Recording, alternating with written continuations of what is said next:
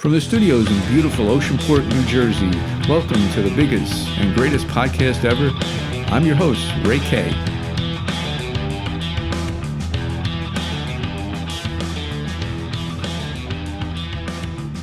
Hey everybody, hope everybody's well. This is Ray K, another version of Catching Up with Ray K. Version number probably around 20. We're getting up there. This is going to be a fun one. I have Tony Robbins as my guest. Actually, he's on my guest on my computer. Tony had a TED Talk, TED Talk, and I'm going to pick apart about 5 or 6 of his subjects. And we'll see if I agree with. I did this last week with Gary V, and I think we hit about 4 out of 5. I agree. My point is these gurus are human beings, and they're not always right. And Tony is probably number one as far as the most popular motivator out there. I mean, this guy sells out stadiums, or I should say arenas. I don't know if they're able to fill out stadiums yet. Like MetLife Stadium, but they do sell out Madison Square Garden, So, I mean, this guy is really popular. I think I did a little research on some of these people. I think he might be in the manic phase. There is a manic depressive bipolar, they call it now. And these guys are geniuses, these bipolars, even if you only have one polar, if it's the enthusiastic side. And Tony seems to be always up. I know there's 2 sides to everybody. You don't know what goes on in this downtime. And when the other side on bipolar people come out, they disappear. But he is always fired up, and it looks like there might be a polar situation which might account for this guy's success. Don't quote me, I'm not a doctor, but he is a fired up dude all the time, and you just see the adrenaline. But he brings up some tremendous points, and I urge everyone to listen to his talks, on YouTube. So I'm going to try one now, and we're going to not criticize, but we're going to, I guess, critique, or we'll see if I agree with these things. This is Tony Robbins on the TED Talk. We're kind of winging it, so let's see what he says here. Hang on. I don't know why you do what you do. What is your motive for action?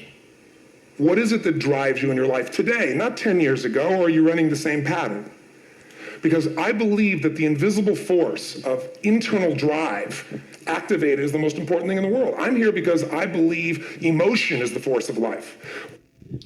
Oh, wow. Okay. Right away, bang, Tony hits on emotion, which I agree 100% on this one. It's emotion drives everything in the world, whether you buy stocks, what you shop for, if you buy the pink lemonade, the orange one, or they change colors on the detergent, your first girlfriend, I mean, it's an emotional type of situation. You're not going to analyze all the factual bases of everything.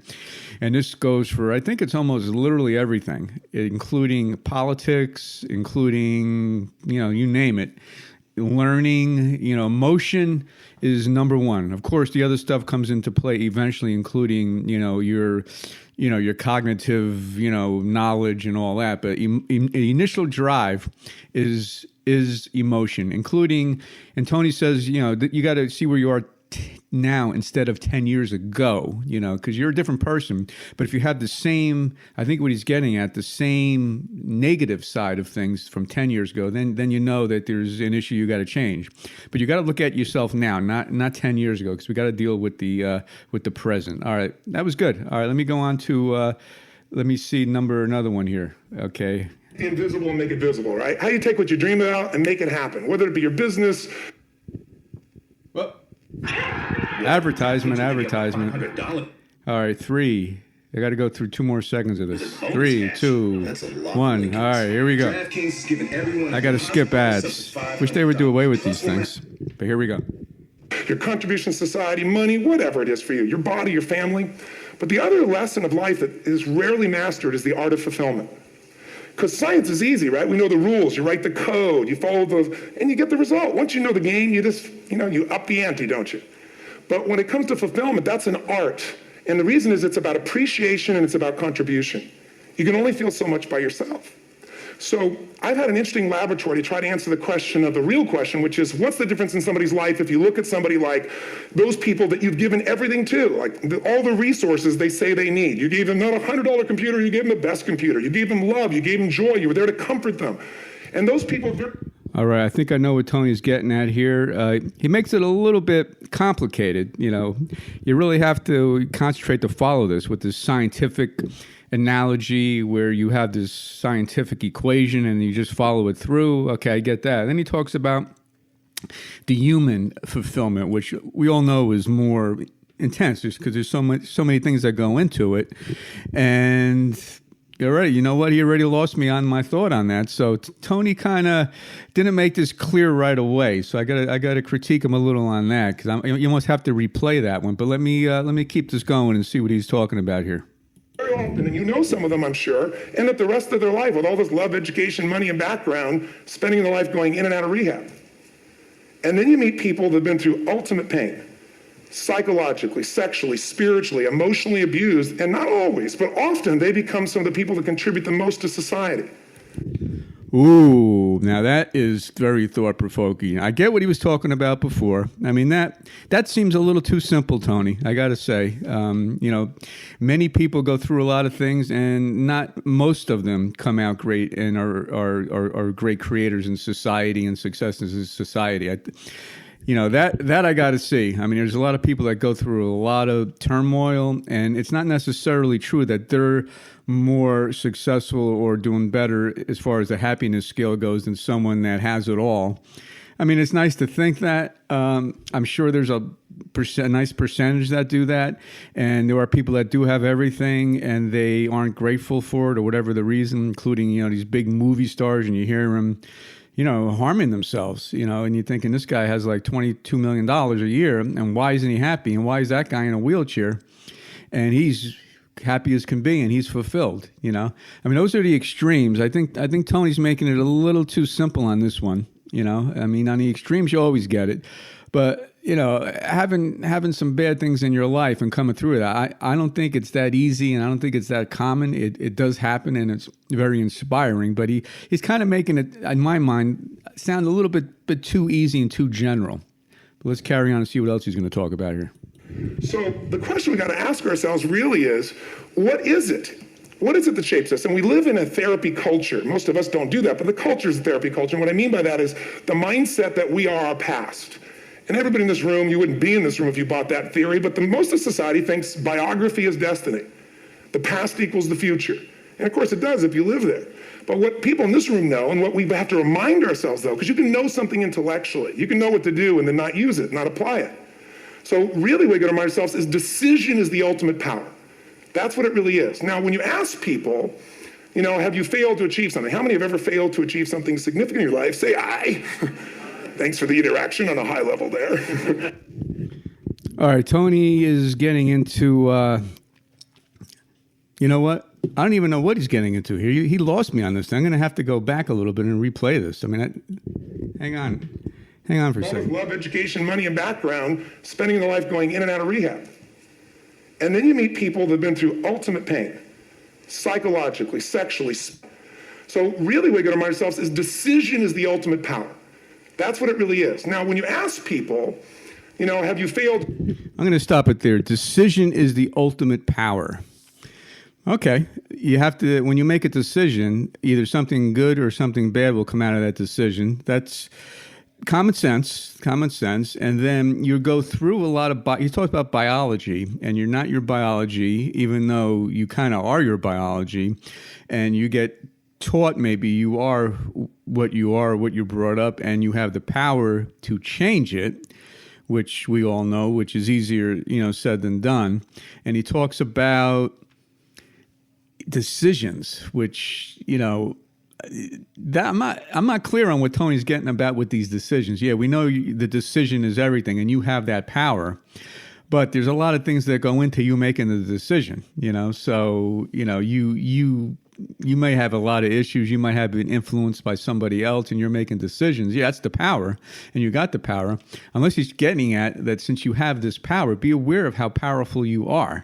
Maybe that's the lesson here. I mean, you got everyone out there, all my listeners, you got major power. Because you're the decision maker, for you and your life, and for anybody else that needs a decision, you're the man. So maybe that's what it's getting at, but it's a little confusing. I'm gonna move it ahead a little bit and see what he's gonna talk about. I'm gonna go up about 4 minutes. Let's see what this thing is here.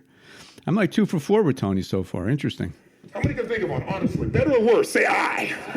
So the bottom line is maybe it was where to go to work and you met the love of your life there. Maybe it was a career decision. I know the Google geniuses I saw here. I mean, I understand that their decision was to sell their technology at first. What if they made that decision versus to build their own culture? How would the world be different? How would their lives be different? Their impact. The history of our world is these decisions. When a woman stands up and says, no, I won't go to the back of the bus, she didn't just affect her life. That decision shaped our culture. All right, he's back on decisions, which, yeah, I mean, you can make a decision and it could affect history. You know, that's how important the decisions are, and I think that's what he's driving at. I mean, I could say that in about a minute, and, you know, and that guy that he has a picture of that guy in front of that tank. I mean, he made the decision in China in 1990, whatever year it was, 1992, to stand in front of that tank, and this guy got international, you know, media attention and became sort of like a folk hero for peace as he stood up to a Chinese, tank. So that was a great decision, and it did have, you know, I mean, I'll go along with Tony on that one. Your decisions are so powerful; it could have like history-changing things.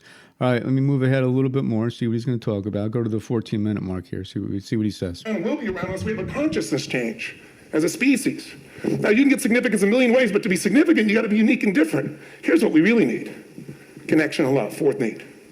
We all want it. Most people settle for connection because love's too scary. Don't want to get hurt. Who here has ever been hurt in an intimate relationship? Say aye. All right, connection, love. Yeah, you know, it all comes down to all you need is love. I mean, yep, that's true. Connection, love is crucial. We all get caught up in life and, you know, oh, did you bring the towels in from the pool? They're wet. The mosquito guy is coming. You better bring the towels in. Or, you know, did you put the white clothes in the laundry? I mean, you get caught up in the mundane, everyday life stuff that really doesn't mean anything. And if what you're doing, you're missing that connection part, which is really what life is about. You know, see anybody in a hospital that's sick or that's, you know, last days. I mean, it's all about love and connection. And I guess we need to remind ourselves how important that is. So, I mean, Tony's right on that. You know, I mean, he makes some obvious statements at the end there that's sort of, you know, it makes you want to say yes. So, I mean, he's a great influencer. I'll put it that way, you know, so he knows how to control an audience, you know. So let me go up to the 16-minute mark here. I'll do one more, and then I'm going to do my my little fun section of this. Okay, hang on. I got to press go. So sure enough, I went out, and what did I do? I got my friends involved, and I grew companies, and then I got 11 companies, and I built the foundation. Now, 18 years later, I'm proud to tell you, last year we fed 2 million people in 35 countries through our foundation, all during the holidays, Thanksgiving, Christmas, in all the different countries around the world. It's been fantastic. Thank you. So I don't tell you that to brag. I tell you because I'm proud of human beings because they get excited to contribute once they've had the chance to experience it and not talk about it. So finally, I'm about out of time, the target that shapes you, here's what's different about people. We have the same needs, but are you a certainty freak? Is that what you value most, or uncertainty? This man here couldn't be a certainty freak if he climbed through those caves. Are you... All right, he shows a little bit of his ego. I mean, you know, there's a massive ego on Tony, and you know he makes a ton of money, and I know he loves what he does, and there is that money feeling that you get out of him, and he has a lot of people in his field that go out there and sell his, you know, his spiel. And so there's definitely a money thing and a little ego thing. And then he says, of course, it's not the ego. But, I mean, come on, Tony, you know, we know it is an ego. And so he's talking about that. And you know what? Let me replay the end here again because this was interesting. I'm going to play this again. Thank you. So hang on. I don't tell you that to brag. I tell you because I'm proud of human beings because they get excited to contribute once they've had the chance to experience it and not talk about it. So finally, I'm about out of time, the target that shapes you, here's what's different about people. We have the same needs, but are you a certainty freak? Is that what you value most, or uncertainty? There you go. That's what I'm getting at. Certainty freak or an uncertainty freak. That's interesting because, I mean, is it one or the other? I mean, I don't know if we're all freaks one way or another, or is there something in the middle of it? You know, I mean, let me think. Certain. I mean, you really can't be certain of a lot of things because there's so many intangibles that can go, you know, can happen and go wrong.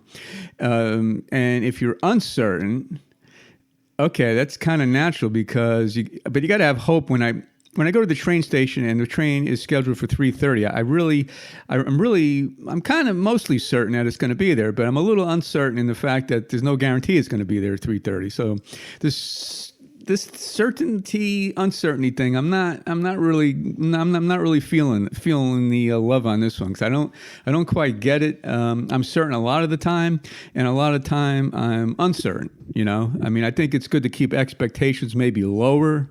That way you don't get disappointed. So maybe it's an expectation situation instead of certainty. I mean, even afterlife. I mean, everybody, has an opinion on it, and who could be certain of it? Because you don't know unless you die. Or how can I be certain when I'm going to go to the mall later on? If I'm going to get there safe, I'm pretty certain about it, but there's no guarantee. If I have a surgery, 1 in 50,000 general anesthesias go wrong, and might be fatal. Yeah, I'm mostly certain that I'm going to come through this okay, but the odds of 1 in 50,000 safer than if I go drive a car. You got to figure it's going to be okay, So, Tony, I'm not sure about the certainty thing either. So, interesting. When you pick these guys, his speaking is very fast too, but he's very enthusiastic, So the enthusiasm comes through, and it's good. When I hear him, as I hear me, I'm just sitting here in an office in my little space here, beautiful scenery. I got trees, so I'm a little more mellow. But Tony's out in front of 12,000 people, so he's going to be a little bit. But he talks a little fast, but I guess he has to, because he's fired up most of the time. So Tony Robbins, not bad. I got to give you, if you were a pizza, I'd rate you about 8.37. I mean, that was good. To be the best speaker in the world, I want to see you get to about 9.8. So we're going to do another, maybe not a TED talk, but we'll do a different kind of talk on another edition of this, because I'm liking doing this, because this is fun, seeing these gurus and then just really seeing what they're talking about, So anyway, so that was Tony Robbins and Ray K. And I'm going to give a interesting thing here, because I'm going to give my top 5 quarterbacks of all time. NFL is starting. My team actually had a great start. They got a defense this year, as Aaron Rodgers kept saying. And, obviously only give up 3 points. So, for once the Pack have a defense. So they're off to a good start. So I'm fired up. Giants lost, Jets lost, nothing new there. I mean, he just lost a close one. The fans always, like baseball, you always have that great hope, like the first 3 games. Everyone thinks they're going to be in the Super Bowl, but sorry, Jets and Giants, I don't think you're going to do, especially the way the Giants got killed. But this is my top 5 quarterbacks of all time. I gave this a lot of thought, so this is a pretty good list, and I challenge anyone to say anything different. So here we go. Top 5 quarterbacks. You know what? I'm going to go post 1970, because I don't want to go Sid Luckman and all those guys, because it was a whole different game.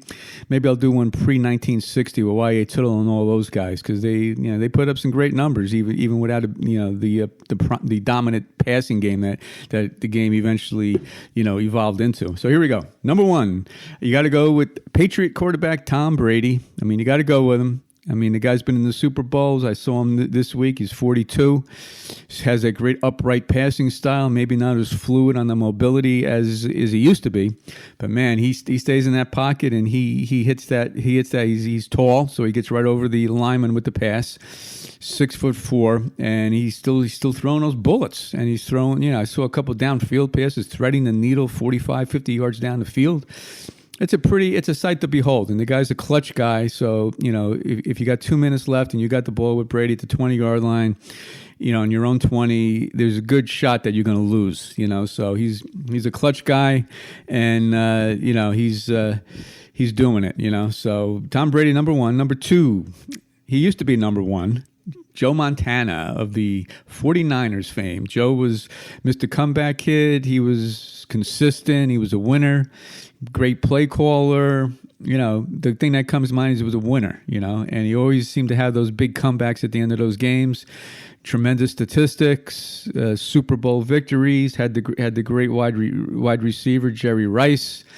I don't know who made who, or maybe they made each other. I mean, you need a guy that can really catch the ball, but you need the guy that catches the ball needs the guy to really put it in the right spot. So they really complimented each other great. It was great watching him play all the way back to the Notre Dame years. So Joe Montana is number 2. Number 3, I would have loved to put this guy number 1, but he doesn't have the rings yet. Aaron Rodgers. I got number 3. When healthy, on a game-to-game basis, I put him up as an even with Brady because he threads the needle just like Brady. But one thing he has that Brady does not have is that running ability and moving out of that pocket and being able to throw away from the pocket on the move. I mean, I've seen him curl out of that pocket on game winners, Hail Marys, like tagging to the right side and then floating it up 65 yards for TDs on the run. So I mean, that's something Brady probably can't do. But I mean, Aaron has that one ring. He does have it. And I think he should have about 5, but it's not his fault. I mean, the Pack have not had great defense. They make it deep into the playoffs, and they just, you need defense to make it all the way to the Super Bowl. But this year they might do it. And Aaron Rodgers, I mean, I'd rather watch him play than anybody, because he has that running style, and he's like Brady. You're never out of it. With 20 seconds to go at the 20-yard line, I would go with Rodgers on a 20-second drill. That's how great these guys are. Brady, too. I mean, they could drive up for a TD in 20 seconds. You need one timeout, though, because you got to have that timeout so the clock doesn't run out. Number 4, I did say post-1970. He did play post-1970. So I would go Bart Starr with an asterisk because most of his great years were in the 60s.